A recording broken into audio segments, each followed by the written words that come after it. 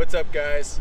I'm here teaching you guys how to hop today. It's a super important trick, and I'm in this really nice baggy hoodie that Michael found in San Diego. He just gave it to me. I'm really happy and warm. So hops are important because you need to hop when you bar, whip, 180, 360. You hop upstairs, you hop downstairs. So no matter what you're gonna do, you need to know how to hop. That's the most important thing, and we're gonna get right into it. We're gonna quit wasting time. Let's learn how to hop. All right, so there's essentially 3 steps to hopping. First, we're going to talk about ways to work into it to make sure that you know how to get your bike just a little bit off the ground. So the first step is going to be figuring out how to get your front wheel off the ground. This is, pretty easy. It's like a wheelie, but not really. You just don't pedal. You're going to go and you're going to pull your front wheel off and get used to pulling it up and off the ground. The second step to the hop, so you've already figured out how to pick the front wheel up. Now you need to pick up the back wheel. You can do this a number of ways. Michael teaches people to scoop their feet up and to practice like this. So stand here with your front foot on the ground and pick up the back wheel.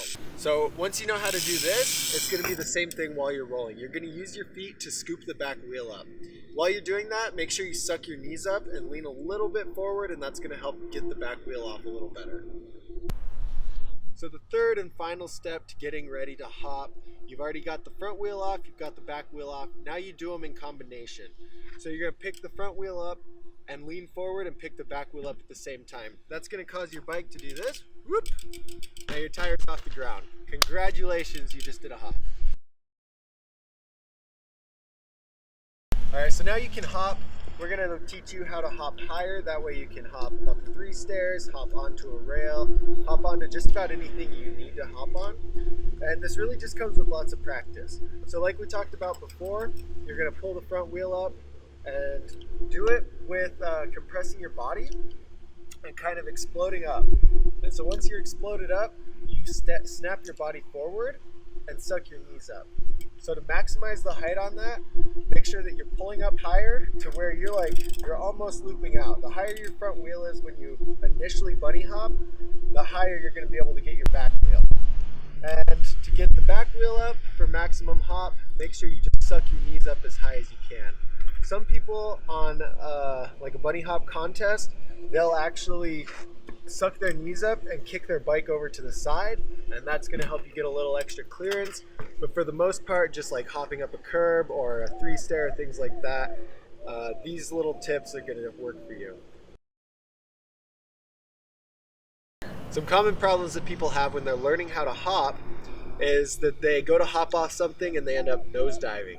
And they do this because instead of hopping up and pushing forward with your arms, they're hopping up and pushing down. So they're pushing their arms in a down direction, and that does this.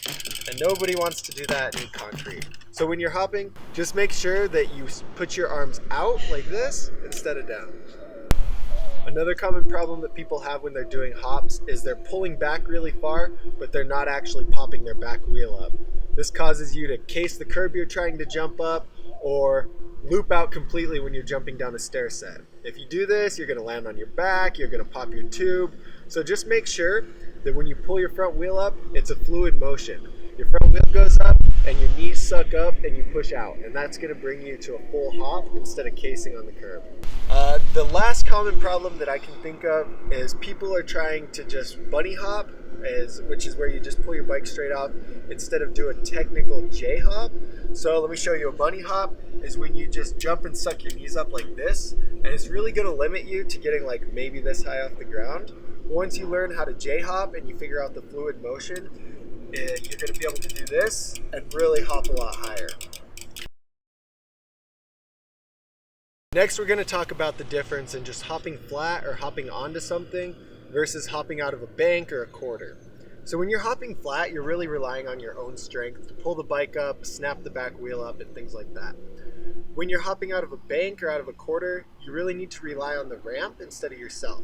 If you try and put too much strength into it, you're going to half front flip or you're going to get hurt. So just make sure that when you're hopping flat, you use a little different technique than when you're hopping out of a bank. So the different technique out of a bank is just relying on the ramp.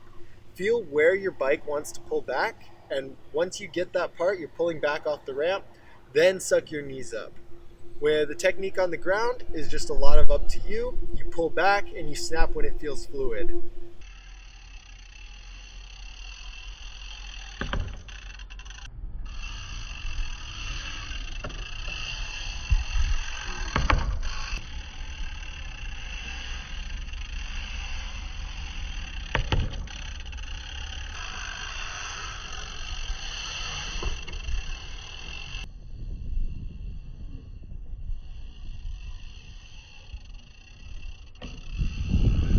Hey guys, what's up? I just wanted to say thank you so much for watching this how-to video. It really means a lot to me.